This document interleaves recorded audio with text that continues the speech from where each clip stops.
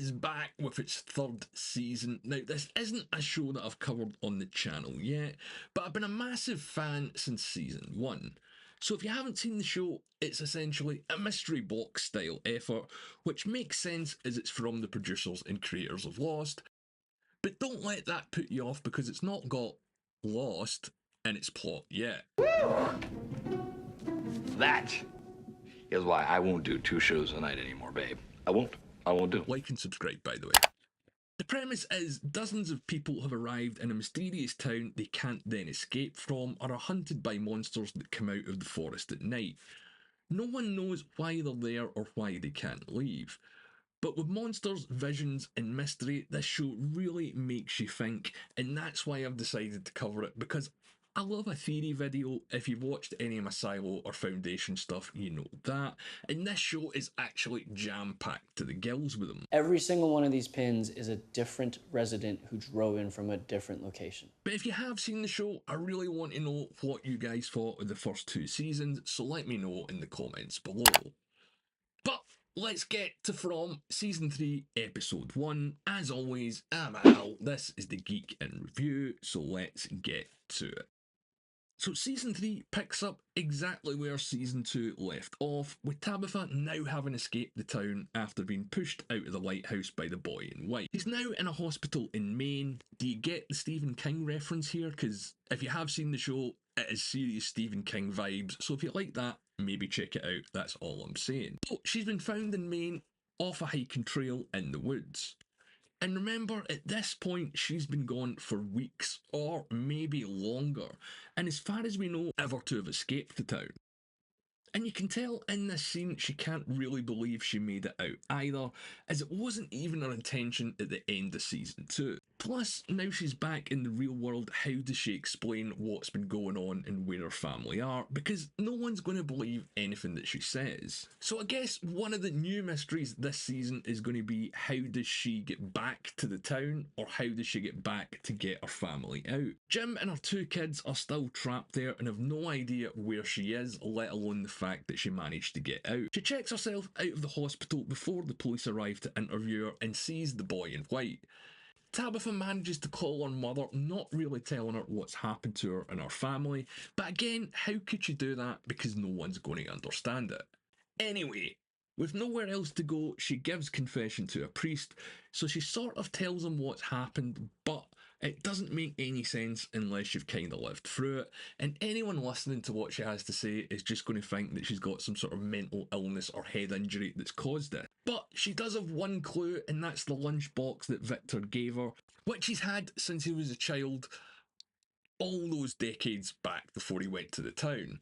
And like most responsible parents, the young Victor had his name and address inside the lunchbox. So this is the first clue and the first link to what's going on in the town to potentially someone or something outside. Tabitha manages to find Victor's old home and is dismissed by the man that lives there straight away until he recognises that's the lunchbox that Victor gave her, and it turns out that this seems to be Victor's dad. Now, the guy does look a little bit young, or Victor does look a little bit old for them to be father and son, but the stresses in the town might have caused Victor to age prematurely, and he's been trapped in a sort of endless summer for decades as well, so we don't really know what's been going on with him for the majority of the time that he's actually been there. Plus, we don't actually know that this guy is telling the truth and he is who he says it is at this point anyway, so as always, we're going to have to wait and see.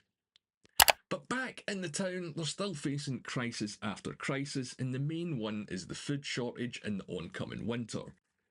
They're also still getting over the fact that members of the town were trapped in their dreams towards the end of the last season before Boyd manages to free them, so there's a lot of anxiety and stress when it comes to things like, you know, eating and sleeping, all those basic things that humans tend to do without thinking about trying to solve the mysteries of the town, and he's still seeing the hallucinations of Father Cautry.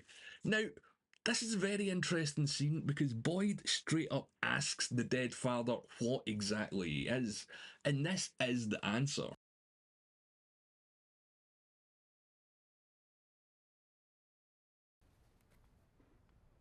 I'm afraid I can't answer that for you, Boyd. So yeah, maybe think about that for a minute.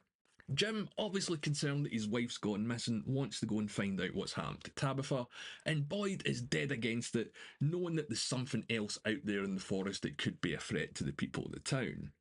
Boyd thinks Tabitha's dead, but Jim isn't so sure, or at least he wants to make sure before he has to tell his kids. Boyd tells Jim about the lighthouse in the faraway trees and also where he found the talisman, so Jim can use it as a sort of base of operations while he's out in the forest looking for his wife. Kenny decides to go with Jim, and this is really his first trip out of town, at least as far as we know. He hasn't ventured as far as Boyd or Sarah or anyone like that, so he's just kind of taking people's word on what he sees. Once they get into the forest, they encounter what at first looks like skeletons, but are more probably a warning or totem. Because if you look at them closely, you can tell it's not actually human bones or a human skeleton, it's just made to look like one, kind of like a scarecrow if you think about it that way. Beyond them, they find a series of log cabins, and Jim wants to stay the night. But as no one has mentioned the cabins or the skeletons before, they realise that this is a place that no one else from the town has visited, or at least if they have, they haven't thought to mention it. Back in the town, the food situation is getting worse as most of the food that they've planted is all rotten, meaning essentially the town is going to run out of food in a few days, and absolutely everyone knows it. They do have several animals that they came across in the woods over the years, and Randall, one of the newest arrivals, thinks it's time to slaughter them. Victor, as I said, as far as we know, is the oldest town resident, having been there since childhood, isn't a fan of the idea, but he doesn't particularly say why. And I wonder if they're going to expand this point, because we've got a few ideas on it, but I want to see what they're going to do with Victor in the next episode first. Boyd manages to defuse the situation, but it only seems temporary, as it's not solving the hunger or the food problem so far. They can't grow new crops due to the oncoming winter, they don't have enough food for everyone even if they did decide to slaughter the animals, so they need to work out a way to ration what's left until they can grow crops to sustain themselves over a longer period of time. As always in the town, night comes along with the monsters in the woods. But this time, when they come out at night, they do something different, which is change their tactics to try and lure people out. They release the animals, so it must mean that they know that there's a food shortage going on, which again is another interesting point that I think needs to be explored, because how do they know that? Their tactic works and they manage to lure several of the inhabitants outside trying to catch their only remaining food source. Several members of the town rush to help as the creatures close in, starting to kill the animals. And this is what I mean by changing tactics, because they didn't just release the animals to lure the people outside, they started killing the animals, which is going to force them into an even deeper state of desperation unless they can solve this food crisis. So clearly they understand how important the animals are, and I wonder what they're trying to force by doing this, other than to get some food themselves. This is the only time that they've ignored humans in favour of something else, at least as far as we've seen, but you never know, we might get a flashback that explains this behaviour further down the road. Boyd manages to get to the barn, but some of the creatures are lying in wait for him, and yeah, as I said, this is a complete change of tactics, that they're setting up traps and waiting for people for it to pay off. Kenny's mum is trapped with Boyd in the barn, and they make him watch as they torture her. Now, we don't see it, but we see Boyd's reaction to it, so we don't know if she's actually dead, and that's where the first episode of season 3 ends. As I said, the show has some huge mysteries around it, and the pace this season definitely seems to be picking up. We always get more questions and answers with this show, and it seems that they might be finally setting up some explanation for us this season.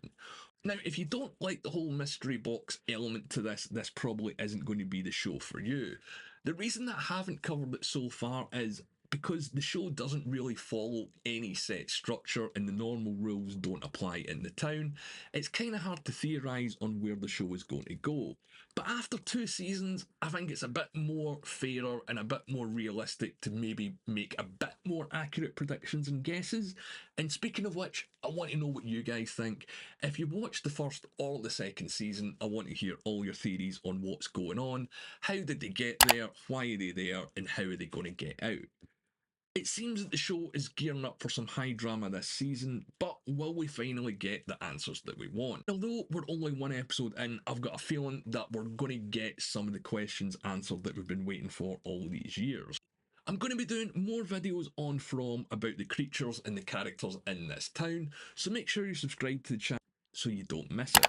If you've made it this far, leave a like on the video, and as always, my name's Al, thanks for watching.